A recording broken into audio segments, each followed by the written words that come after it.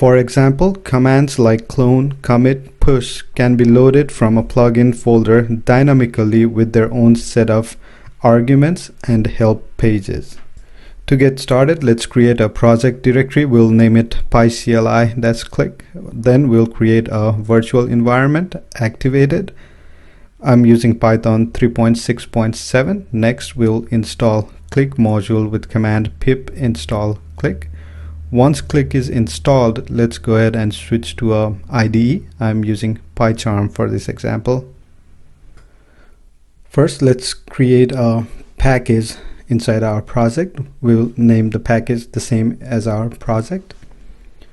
Then we'll create a main.py file. Then go to click documentation and look for custom multi-commands. This helps to lazy load commands from a directory. Go ahead and copy the snippet. Here, first the location for commands are defined, and we have a custom class for click multi-command, which overrides list command to list commands from the directory and get command to load the commands. Now paste the snippet. We don't need to change anything at this time. Let's go ahead and create a commands directory. Then let's create new files for the commands. We will call the first one clone.py, and next we'll create push.py. For this commands to work, we need to declare a CLI method, and this will be annotated by click.command. For now, we'll just print some message.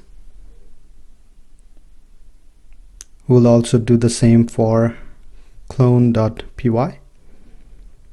Now save it. Go to your main.py file and run it. You should see the command line already working with commands clone and push listed there. But you must notice we don't have a description yet. So to add a description, add comments in a doc string, this zone here.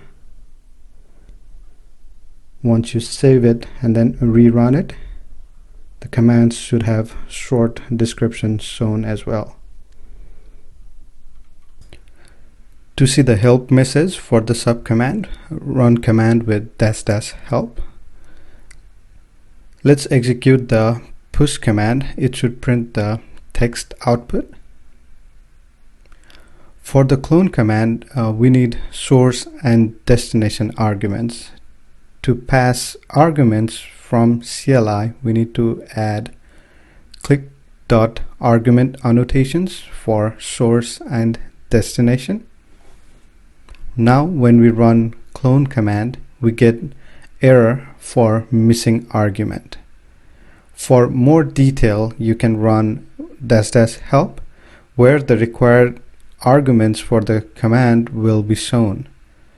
To test it, let's add these variables to the print statement. Now run the command with arguments, and there we go. Next, let's look at options. Add a new file for commit command and declare the CLI function as before. Let's say to commit we need message and author. To add options, click.option annotation must be added. Let's add both short and long form of the option, make it required, and provide a help message about the option. Let's do the same for author.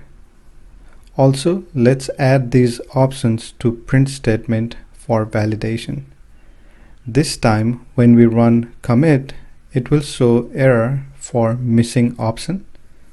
For details about the required arguments and options, run --help.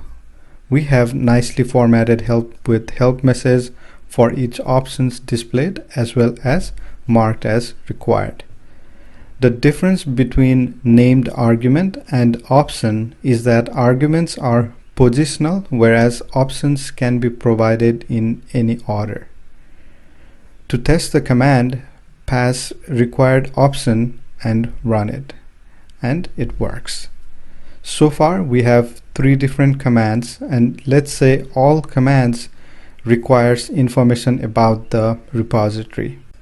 We do not want to duplicate that information in each command, so let's look at how to pass that as a context to subcommands from the main file. Let's create a repo class which has home and debug attributes. We would like to pass this object to all the subcommands. For that, we need to define a click group with CLS pointed to the myCLI class. We can also add help message similar to before. Comment out the CLI defined before. Instead, add a CLI function under the group annotation.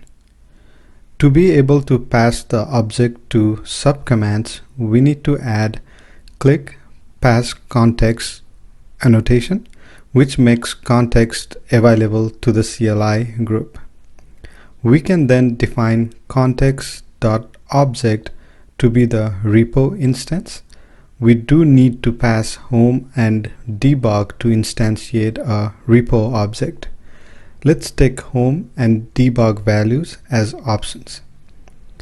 Now in any of the subcommands, to receive the context, we need to pass add object annotation, which makes object available within the CLI function. We can now use debug attribute from the passed object to print a debug message. Since debug does not expect any value, but it is either true or false, we can change it to a flag instead. To change it to a flag, we define each flag equals to true. Now to test it, let's run main.py with --debug flag and call the commit command with required options for the commit.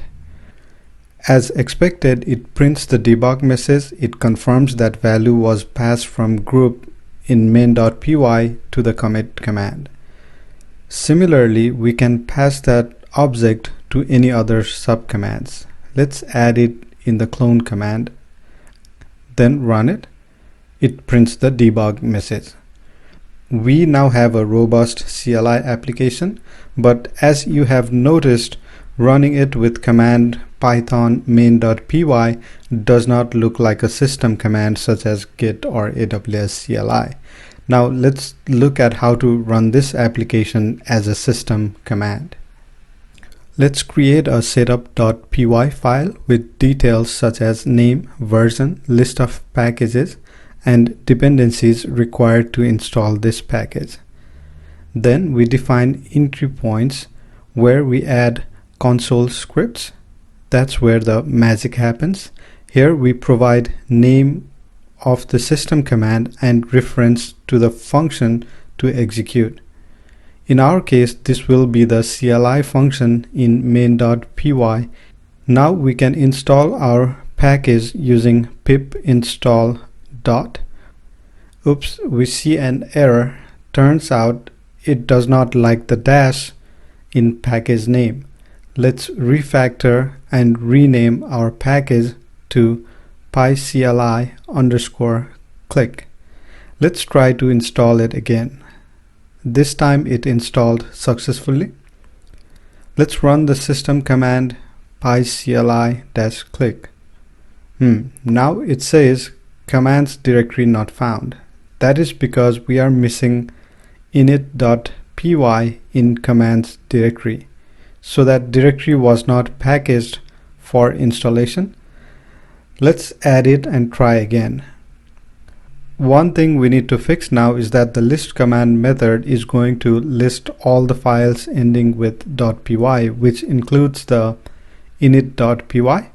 So let's add a statement so that we do not include the file starting with underscores in our commands, which gives us a nice way to enable and disable commands as well. Let's install it and hope it works this time. Let's run our command pycli-click, and there we go. Our CLI is available in the system, and we can run it similar to Git and AWS commands. That's it for this video. We created a advanced CLI application using Click and installed it in our system using pip. If you have any questions, feel free to leave comments